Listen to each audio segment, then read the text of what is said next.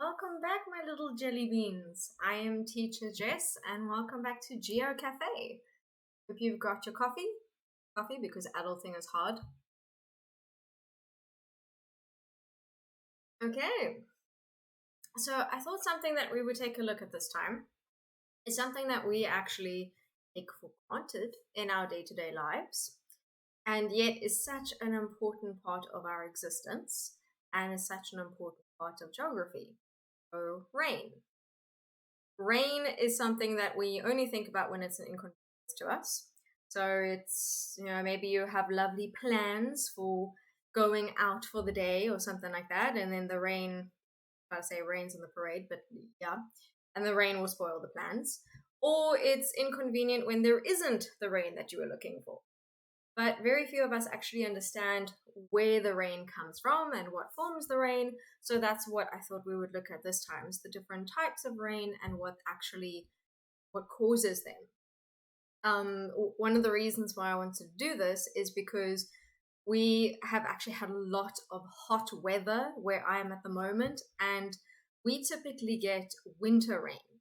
So when we had this long, like a heat wave for several days, and then suddenly one afternoon we have this downpour of rain, and all of my students, hello Elaine, welcome back. And then all of my students, we all went outside and we were like looking at the sky and we were looking at this rain coming down, and they were all confused. They were saying, why is it raining? It's summer. So I realized that we need to go into this a little bit more and explain where rain actually comes from, and that it's not exclusively a season thing, and that there's a whole lot of different types of rain. Okay, let's screen up. You can see I've already pulled up half of my tabs. So I first want to just clarify something on precipitation.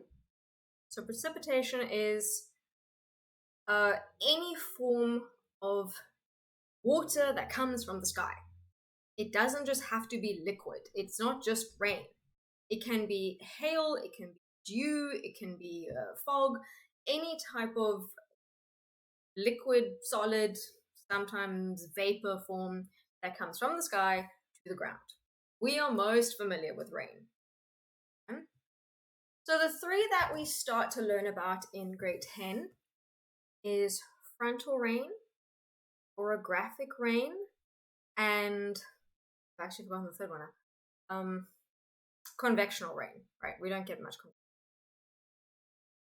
We in matric learn a little bit more about some of the thunderstorms that happen in central of South Africa, and that's a very interesting case study. So I thought we'd just take a moment and take a look at South Africa's rain.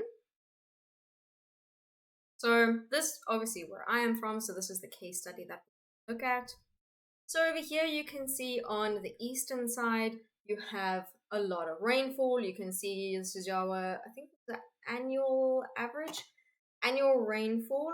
Okay, you can see on the eastern side we tend to have north of or more than 1,000 millimeters up to 1,500 millimeters. So these are very lush green areas of Africa, South Africa. And then on the western side, you can see it's very dry. Some areas 0 to 100 mils, not much happening. So the first thing I want to look at over here is why we were split between these two separate sides. Why does one half get so much rain and the other half is so dry? Any geographers? Okay. So the reason for that is the ocean current. So let me show you. African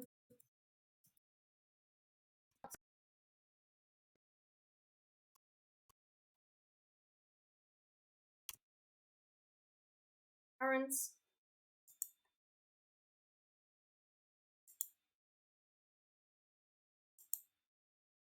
This is the diagram that I always like to use because I think it's nice and clear. So this one's also looks kind of cool. Okay, so you can see this warm ocean current coming down the eastern side, and you can see the cold ocean current coming past the western side. that warm Agulhas current is where most of that moisture comes from, most of that rainfall comes from. And to try and explain it, you can think of a pot on a stove. If you have a pot on a stove and you turn the temperature on, the pot's going to start steaming. And then as it starts steaming, you have all of the steam rising up over the pot, and it'll probably condense over those like hobs. You know, those little extractor hobs over it. So you'll have a lot of condensation happening, and that might drip back down unless you have a decent setup. That is basically how the rainfall starts on that side of the country. So we have a lot of this warm temperatures, and the warm temperature means that we have a lot of evaporation.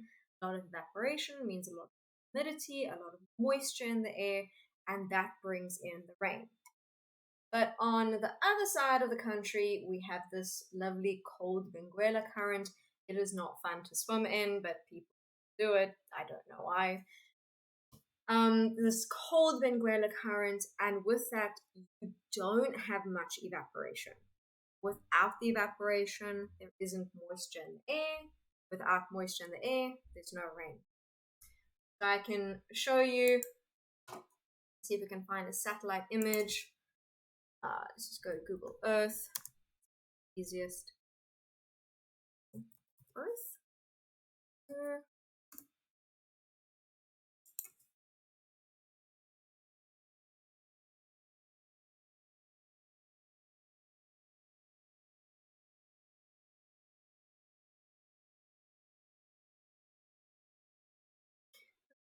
This, I don't know what's popping.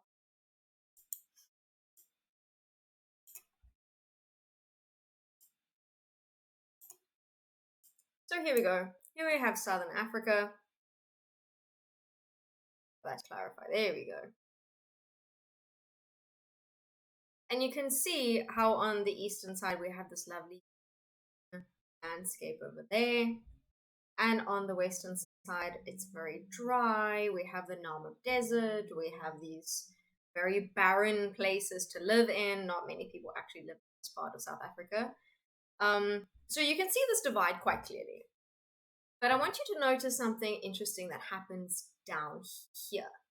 You see that despite the fact that it's on the western side of South Africa, it's still quite green. So I want to bring you back to this map. You see right in the bottom there, the Western Cape. So this is the Western Cape around here. You can see it has quite a bit of green. And you wouldn't expect that given that it's on the cold ocean current side. But that's because the Western Cape gets a very unique. The Western Cape is the only part of South Africa that gets winter rain. So the rest of this side of the world over here in the east, they get a lot of summer rain or just constant rain. I know in Durban you just get this permanent drizzle, miserable weather, though it's also warm and lovely, so I can't call it miserable. But in the Western Cape, especially like the Cape, we get these cold winters that are just rain. And for some cases, we just have rain for days on end. But then we also have a very dry, very hot summers. And the reason for that is the other type of cyclone that I had mentioned in my previous video. So in the last video, we looked at tropical cyclones.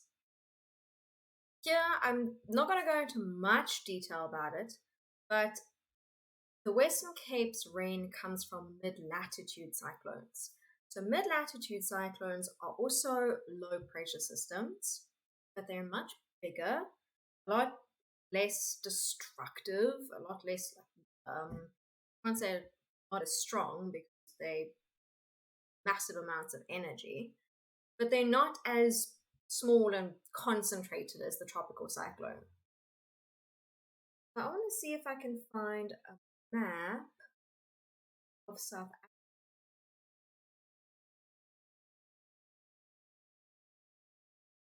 Separate one.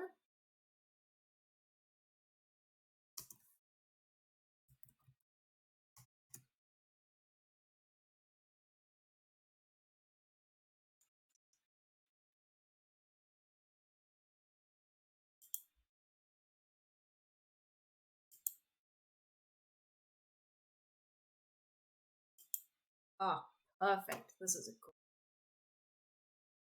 Thank you very much, ResearchGate. We did it. Okay, so these two lines that you see over here, so you see that the one line coming across there and the other line, they're kind of attached to this random L. Okay, the L, if you aren't familiar, the L is a low pressure cell or a low pressure system. And these two lines that are attached to it are fronts. So the one with the little semicircles, that is a warm front, and the one with the spikes, that is a cold front. What that means is that this area behind it has a different type of air. It's a different air mass. Over here where we have this warm front line, anything over here behind it, so the part without the little circles, that is a warm air mass. And it's quite hot, it's often quite dry, and it comes from the tropical areas just north of the polar front. And then over here where we have the cold front, we have the air behind it is very cold. Sense. Good. Cold front. Got it. The whole system. So we have the cold front attached to the warm front, all going around this low pressure system, is a mid-latitude cyclone. The whole system moves in a clockwise direction and it slowly moves towards the east, or not that slowly, over the course of a few days, it moves towards the east. And then as you can see, this line is approaching South Africa. So it's approaching the Cape. And that line brings in our rain. We only experience that in winter. The reason why, actually no, I'll let you guys try and figure it out. Any ideas why we only see it in winter?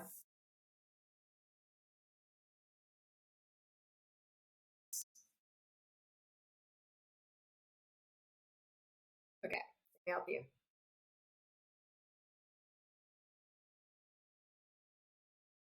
So in summer, the sun's incoming radiation is focused more for our summer, southern hemisphere. Then in winter, that radiation shifts more north. And as it shifts north, it shifts a lot of the atmospheric systems towards the north. So in our summer, these mid-latitude cyclones, they still exist, but all of the systems would have moved a little bit to the south. So as the cyclones come in and they pass South Africa, they won't reach the Western Cape. So they'll come with their cold fronts and they'll just miss just underneath South Africa, and we won't get any of that rain. In winter, as I say, the sun and all of its energy and glory moves towards the north, meaning that everything, all of our atmospheric systems also shift up towards the north. And then these mid-latitude cyclones, they move north just enough for the cold front part to reach us. So not quite enough. We don't really feel the warm fronts. So they don't usually reach us, but the cold front does. Now let's take a look at how the cold front did have a diagram here, but I think I've lost. Oh, that one looks kind of cool.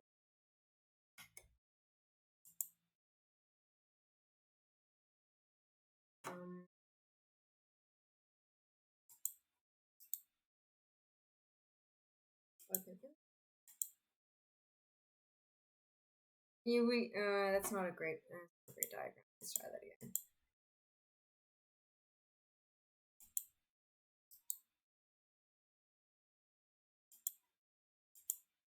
Oh gosh. I'll try to be a bit more prepared with my. See that.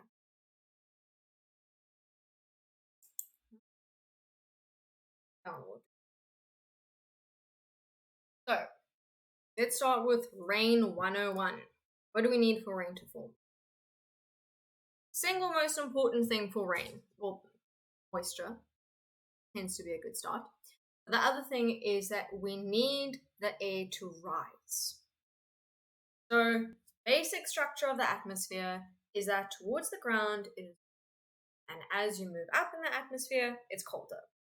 That makes sense. I think we kind of figure that out by the fact that there's snow on the tops of mountains and that kind of stuff. As you move up into the atmosphere, it gets colder. On the ground, it's warm. When the air lifts and rises, it gets colder. When it gets colder, it will condense. It doesn't always condense. It needs a certain temperature to condense, and that temperature will depend on how much moisture is in the air. We refer to that temperature as dew point. Dew point is whatever temperature the air needs to be for it to condense to a liquid. Then, as I mentioned, you need to go up into the atmosphere to reach that temperature. Where you've reached that temperature, where you've reached that point, that is called condensation level. So the height, the altitude, where it's cold enough to make clouds, is condensation level. Okay. Now, all of these different types of rain gets formed by the different ways that the air rises. And frontal rain is formed because of this cold air mass that comes in. So cold air is very dense. Warm, you can think of a hot air balloon. The warm air, it expands and it rises and it's fluffy and light. Cold air contracts and it's dense and sinks. So when this wall of dense cold air comes pushing in to this warm air, so you can see this is warm air over here. When it comes pushing in, that air has nowhere to go except over the wall. So where this is this mass of cold air, it's not going to budge. All of this needs to go up and over it. So that forces the air to rise, and it forces it to rise quite suddenly, actually. So because it rises so suddenly, it forms really big clouds and will form cumulonimbus clouds. We also our thunder clouds. Okay, so we have the thunder clouds that form from that. That is where the Western Cape gets most of its rain from, these cold fronts. And they come in back to back. So sometimes you've got 2 or 3 that are just consecutive and they just bring this constant rain. And then as the cold front moves over, you also have this very cold, miserable, bundle up and make yourself a hot chocolate kind of temperature coming after it. We don't typically get a lot of warm fronts, but warm fronts work in a similar system where the warm air behind it is slowly rising up the warm front. The warm front is a much slower process. You can actually see from the diagram, it's like a very gentle, gradual slope. And it slowly creeps up it. And as it creeps up, it gradually forms clouds. And that's why we have a different type of cloud over there. We get the nimbostratus cloud. It's a blanket type, this long, lush blanket. You get this light, constant rain. Not quite like the downpour that we get from a cloud. Okay, so that is frontal rain. That is what the Western Cape owes much of its agriculture to. Then, the next one.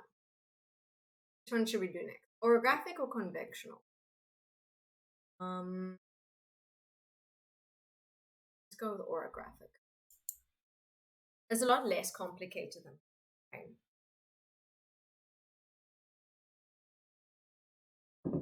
Okay, orographic also has another name. It's also referred to as relief rain. So relief is the topography, it's the landscape of the area. So how mountainous it is. So you can, if you can't already take a guess from seeing these diagrams, you can see that all of these diagrams have a mountain in them. Okay, yes. So let's take this one. This one looks nice and simple. There we go. So we have our wind blowing in, we have moist rising air, and as it's happily blowing along over the landscape, it comes across a mountain. In the same way that it came across the cold front in the previous situation, now it's coming across a mountain. And in the same way that it can't go under, around, or through the cold front, it can't go under, around, or through the mountain. It needs to go over the mountain. So once again, our air rises. The air rises, is forced up the side of the mountain, and as it's forced up, it cools down, condenses, it reaches that dew point, it condenses, and then it rains over there. Then, by the time it gets to the other side of the mountain, it's rained out. It doesn't have any moisture left. So that rain or that air comes down very dry, and it actually experiences this heating process. So because it's so dry, it comes down a lot warmer than it was beforehand. And we have an interesting little event over here called a rain shadow. So this part of the mountain won't get any rain, but this part will be nice and green and lush. And there is actually a really cool example of this. Just trying to remember where it was though. Oops, sorry.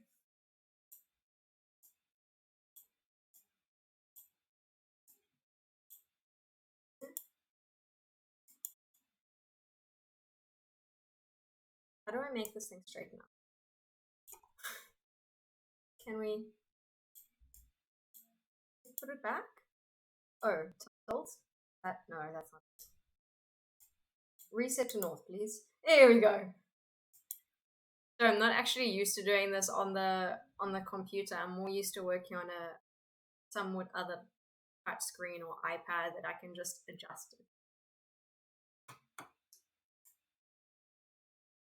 Okay. Now, I know that many of you smart people out there tell me that India gets its rain from the monsoons. Yes, you are right. So, no, I'm not claiming that this is just orographic rain. What I want to show you is the rain shadow behind the mountains over here. So you can see that where this wind blows up the mountain on this side, so that's coming from the ocean over here. Yeah, again, monsoons. It will blow up the mountains here and it'll cause it to rain on that side. But if you look around the other side, you can see it's very dry. That is a good example of rain shadow. It was actually a better example that isn't complicated with other weather systems. But I don't remember where it is. Let's see if there's anything happening here in South Africa.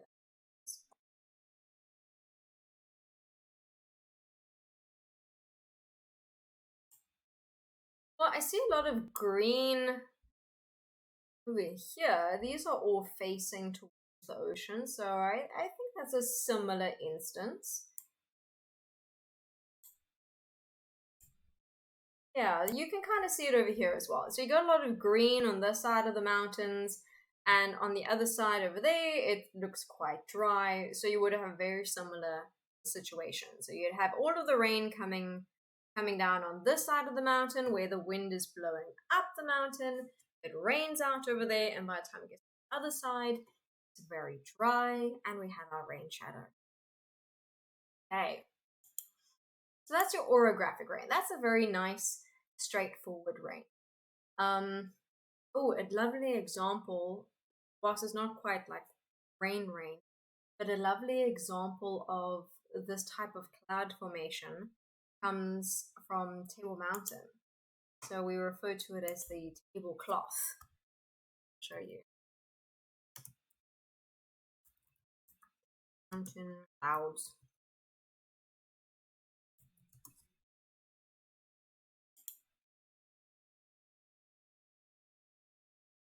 There you go.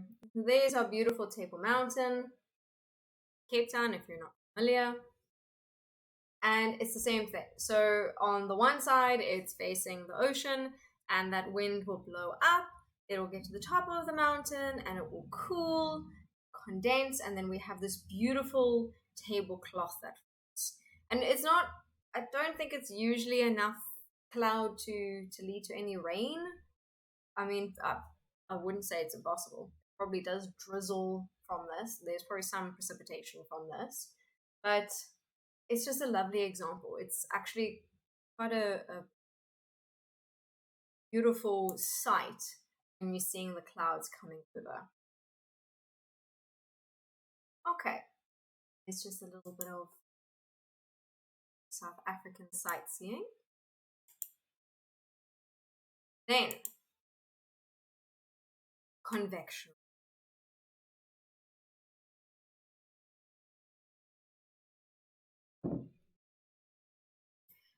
Convectional rain is the rain that my students were not familiar with. So remember I told you that we had this several days of heat, and then all of a sudden we on one afternoon we had this downpour of rain, and the kids went outside completely confused because they're used to the winter rain. They're used to that cold front, bitter weather, a chilling 16 degrees. This bitter weather where they all bundle up and say, oh, it's so cold and rainy. Meanwhile, now it's north of 30, 35, and they don't understand why it's raining because it's not winter. But that is the convectional rain. So convectional rain, it kind of reminds me of classic water cycle. So the one that you would learn about in primary school, where you have the sun and it evaporates the water, and then it's usually over like a diagram of the ocean or something. Let's find a water cycle. There you go.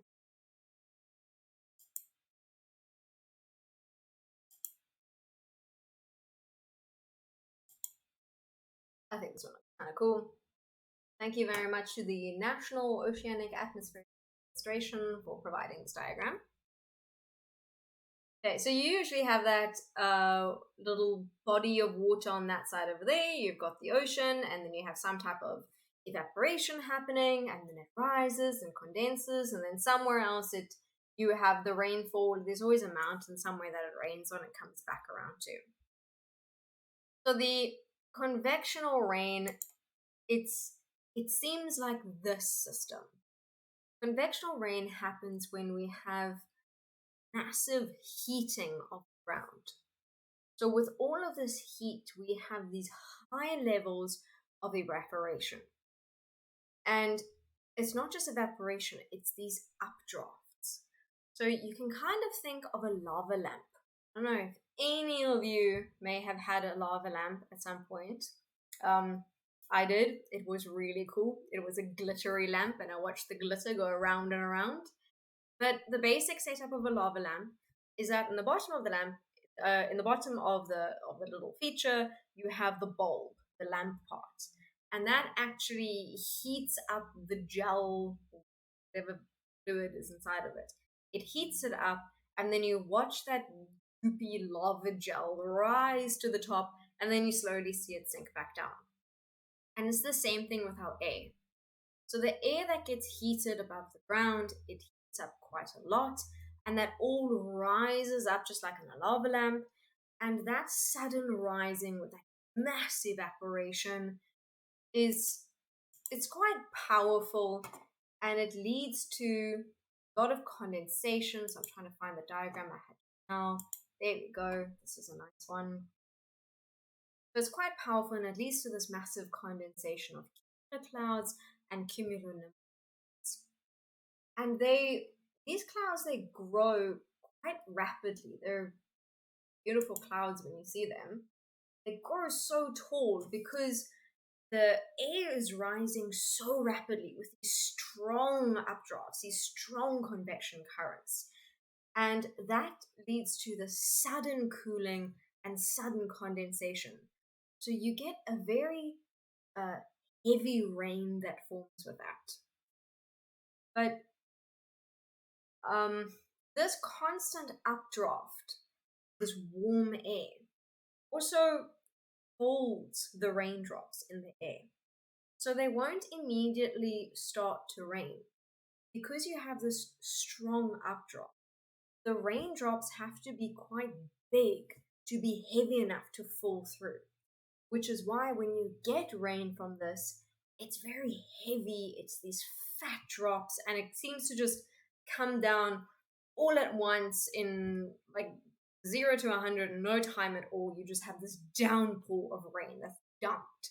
And sometimes it just stops. It's a few minutes and then it stops completely. And you're like, what was that out of nowhere? Because it's a very, very powerful system that's happening. And very often this convectional rain, so there's another cool diagram. You see the massive updrafts. You can see it turning into a huge cumulonimbus cloud, and it all comes pouring down here at the bottom. And these massive systems, yes, I love the thunderstorm, they can lead to thunderstorms. Very often this is linked to thunderstorms. Okay. Have we learned anything new so far? Before I get into the last one, that's quite a complex one. So is this all making sense?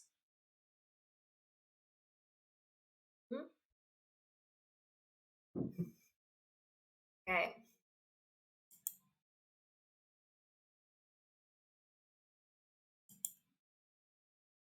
The last one that I want to look at, and I know that there are many more different types of rain. Maybe if we have a bit of time, we can take a brief look at the monsoons as well. I was more just like focusing on South Africans in this situation. South Africa gets some summer rain here inland. So before I can explain where that summer rain comes from, I need another one of these maps. There we go, that one.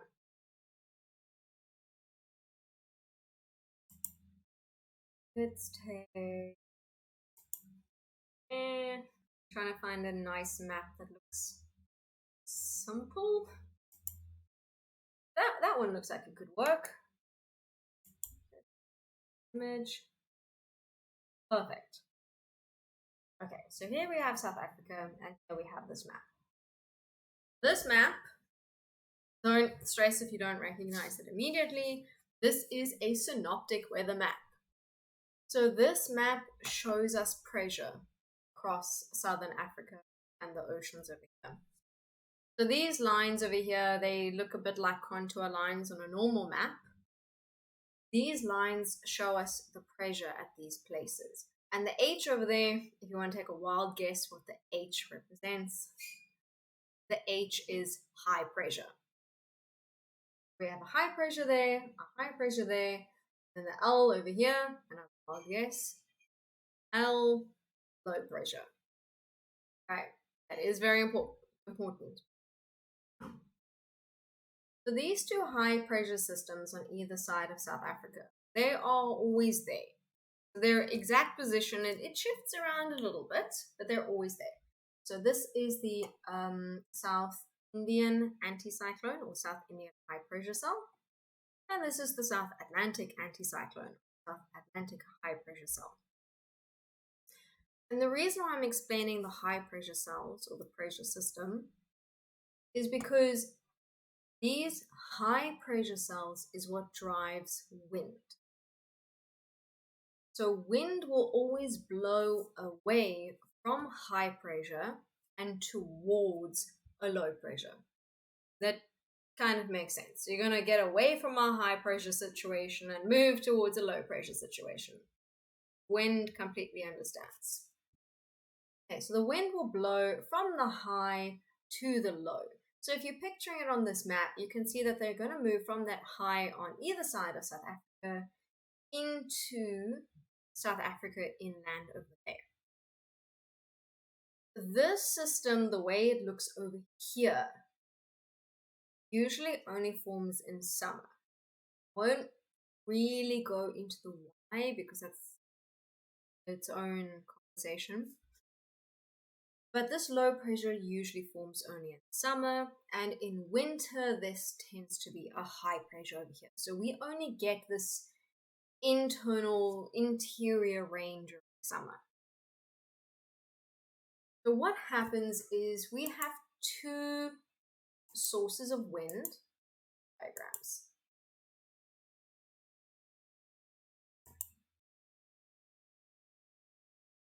We have two sources of wind that's blowing from the opposite directions. We have one from the South Atlantic, we have one from the South Indian.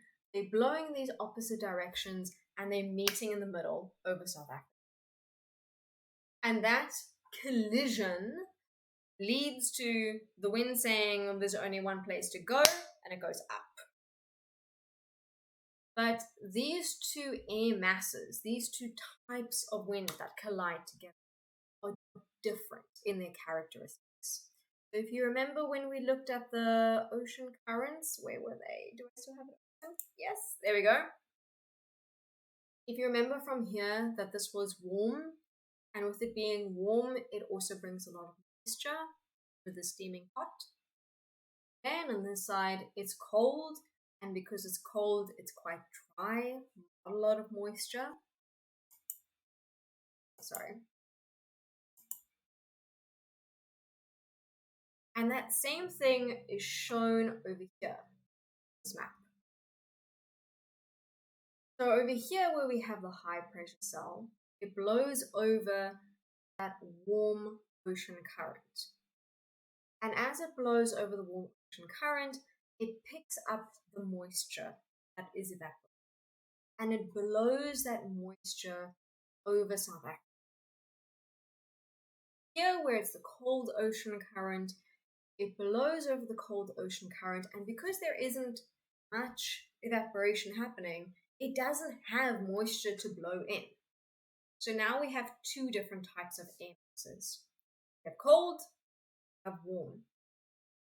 And it's just like this situation, where we have the warm air over there colliding with the cold air, and we have the sudden formation of clouds.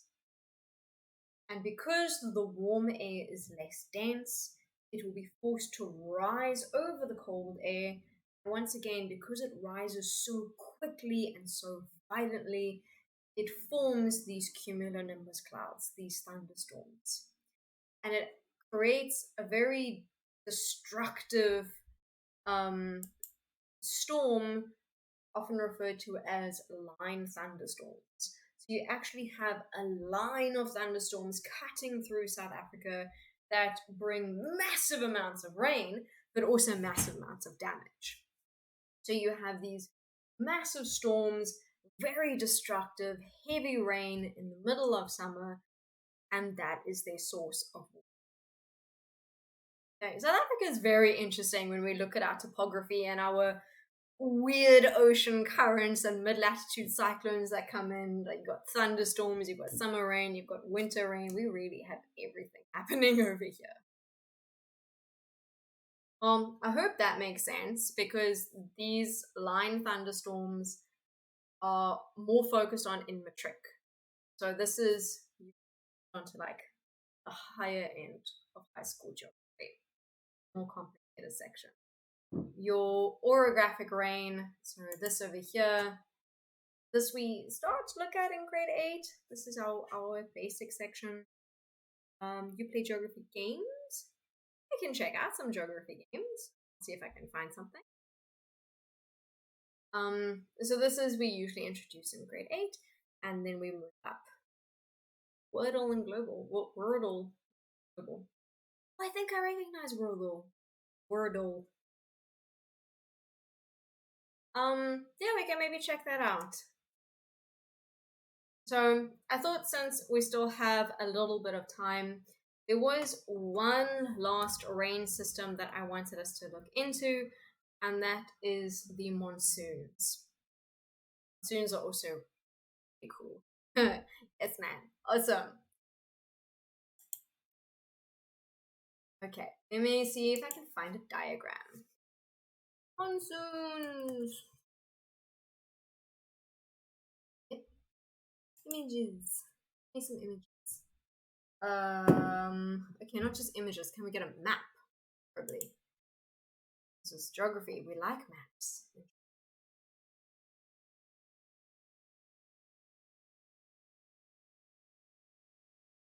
Hmm. I must say these maps are not very nice. So you're a teacher? Yes, I am a teacher. So I'm assuming you're new to GeoCafe. So the purpose of this is I'm a teacher. I'm a high school teacher. I teach geography, and I'm trying to create this channel as a way to support and provide extra extra learning for any students that are looking for it and are struggling in the subject.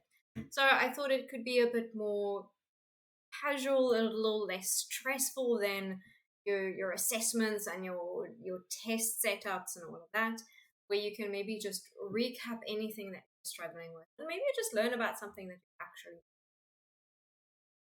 And because I'm based in South Africa, I try to do a lot of the case studies and a lot of the research, looking at South Africa. Okay. None of these maps are very nice. India is always a good example for the monsoons.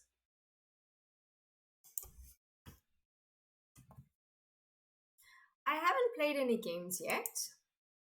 I think if I find some good ones, we can sessions. I'm definitely open to ideas.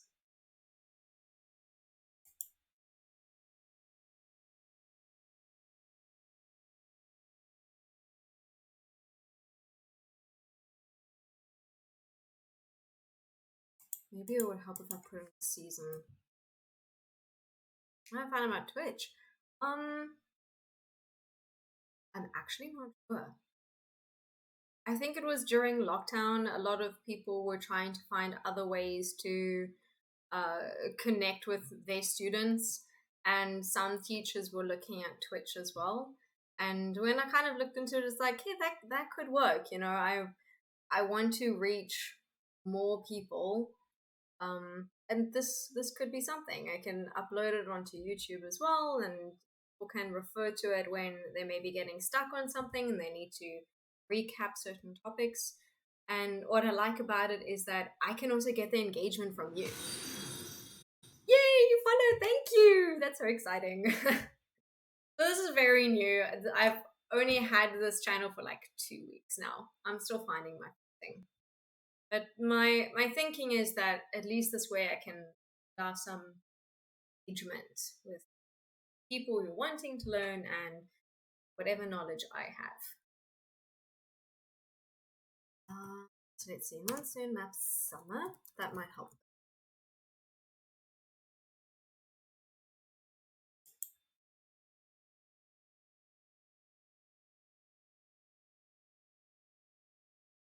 Oh, that one works. That's a nice diagram. Open it, please. That one works. Okay, great. I was just looking for something simple. All of these diagrams are so overcomplicated. Okay, so let's talk briefly about summer. Summer, it's hot. In case you're unaware, in case you're new to Earth, summer tends to be hot. Okay, because summer is hot, you have hot air over the ground, and that hot air. You hate summers? Don't hate summers. Summers are great. Summer's time to go swimming. I don't know where you're from. Do you have a beach where you are?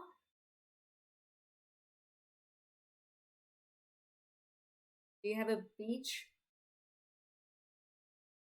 Oh, okay. I don't envy you there. Yes.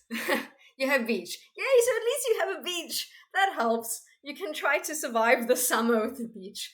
But yeah, no, I completely understand. That's not a summer that I envy. Okay. We have nice summers because we also live by the coastline, so it's a bit more moderated. Okay, so in summer it is hot, as you are aware. And that means that the air above the ground heats up, and as it heats, it rises. That rising action, it you can almost think of it as like it kind of is like a vacuum, and it sucks the air in around it. So it sucks in the air from the surrounding oceans. And because the surrounding oceans are so warm and so moist, they bring in so much of that moisture and that humidity. And with that comes massive rain. Then in winter, we have it the opposite way around. So in winter, it is cold, as cold as it can get. And with the cold air, it contracts and it's very dense, it sinks. That sinking kind of pushes the air out away from it. And that means that all of this wind will blow away and out into the ocean. No. I figured it will grow however.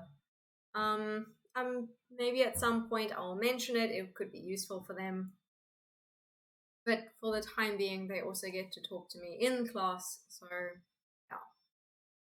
yeah. So that's the anatomy, the basic 101 of monsoons. So in summer, it gets very hot. The hot air rises. It pulls in the moisture from the surrounding oceans, and then you get massive amounts of rain. And then in winter, where it gets colder, the air contracts, it sinks, and that sinking pushes the wind out away from it, and it leaves it very dry. Okay, so that is pretty much everything that I wanted to cover today. But is there anything from your side? Any questions or anything you want to discuss, look at?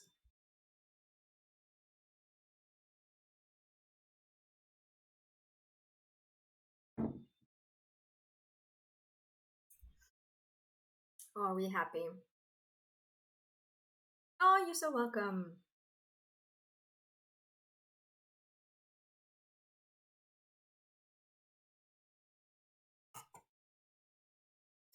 I will admit that I don't know all of the various countries well enough to be able to do a worldle, or else I would have tried to end on a worldle.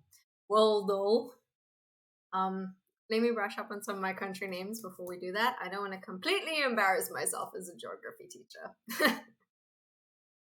Well, let's just switch to a chatting mode. It's fun though. Should we try? Okay, but then I also want contributions from you because I cannot guess these country names. So you're gonna have to help me. Okay, let me close all of this stuff and find it.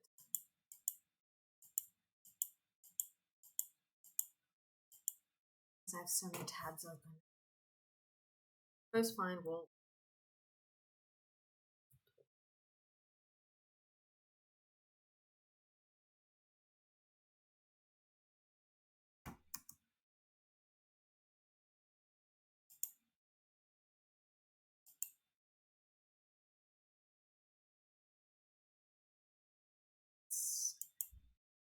Screen.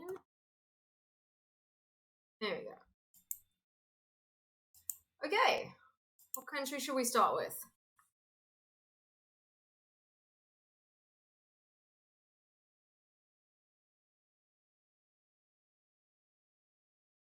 Oh, there's all of these ads.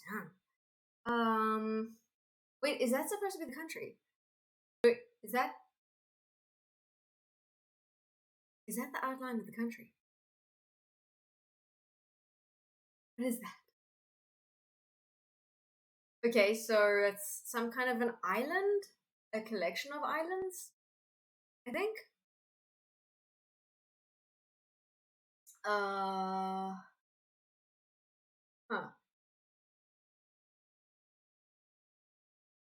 Isn't this supposed to be a globe?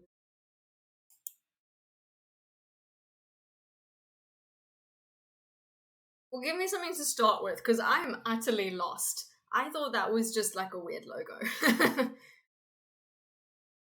No man. You know, I'm gonna end up just putting I'm gonna check. In Asia, know all of those islands. There are so many over there.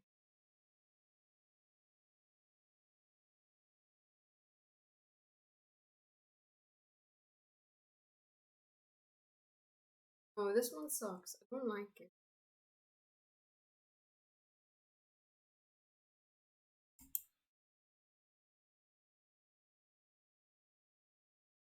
Start with again.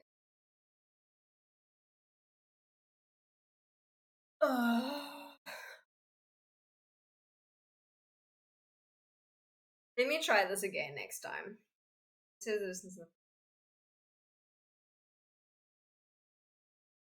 Yeah, I know I got 6 tries, but I cannot think of a single country's name right now. That looks like one of those ink blot tests that that you always see in the movies with the psychologists. Okay, I'll try this properly next time when I can actually turn my brain on. You're saying Japan?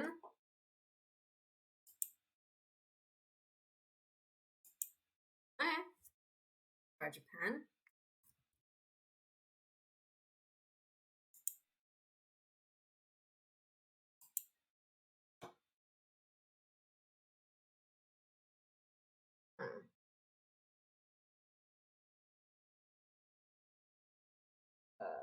Yeah.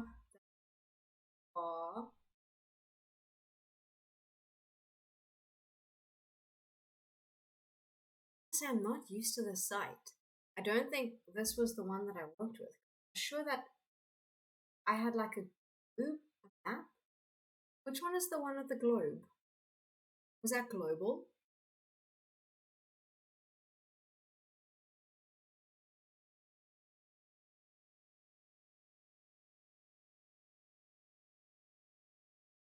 Was it Global?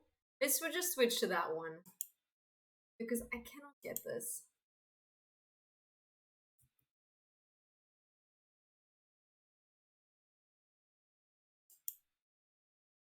Yeah, sure. Give us the answer.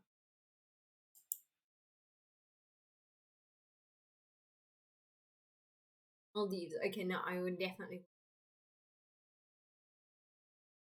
Yeah, I think this one's a bit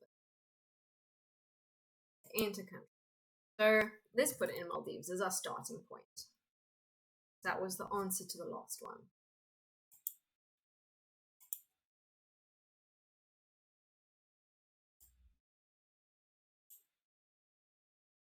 Okay, drag, click, or zoom.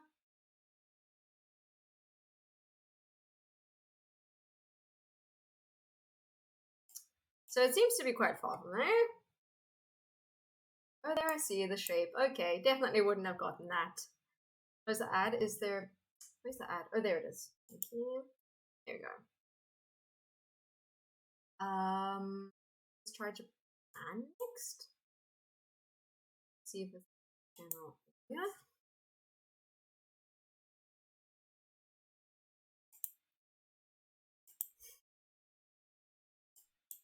Okay. Does that do it for us? It brings us closer.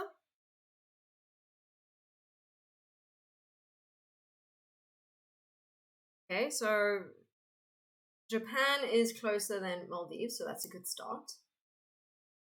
I have no idea which direction to go in. Let's go to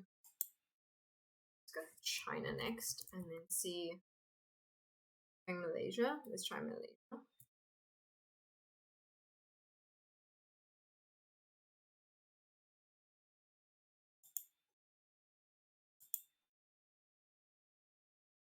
Seems no, that's not even remotely closer. I think we're on the wrong side of the earth.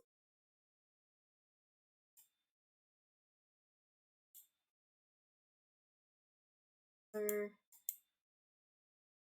country. Chicken. That closer? Nope. Going in the wrong direction.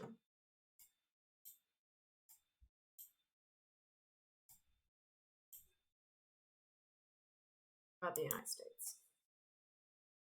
Panama? Okay.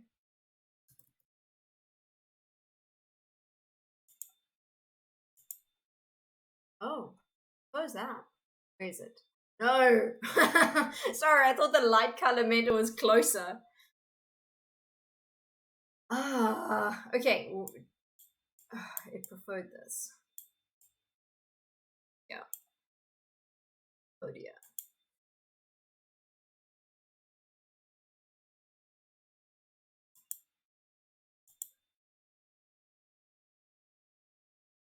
Hmm. Panama's still the closest.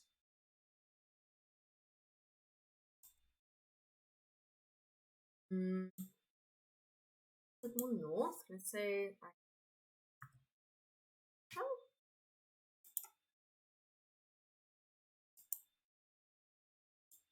how about sorry. Oh, okay. Taiwan. Let's go with some Mongolia. Because that's quite central.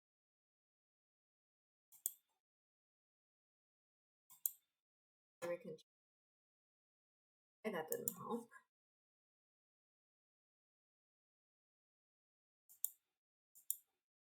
Yes! Yay! Well done.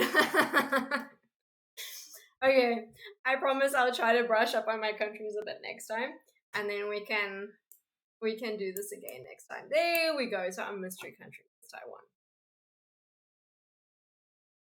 Look how smart you are. Well done. You're a regular geographer. Okay. Well, that basically brings us to the end of our time. Yes. Absolutely. Well done. Thank you for helping me out. I was absolute full of myself for not knowing this. I definitely wouldn't have been able to guess that island.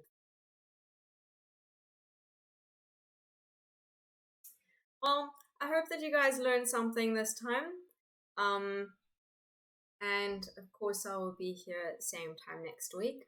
As soon as I go onto holiday at the end of the term, then I'll try and do a few videos more frequently, like maybe 2 or 3 times a week. Just when I get on. So during the term, I can't do it as much. Oh, thank you so much. This is only my third stream so far, and I think it's only my second one that I've managed to save.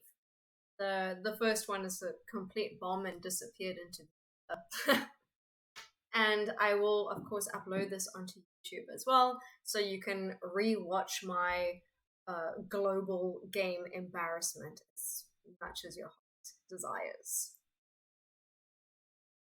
Okay. Anything else from you guys?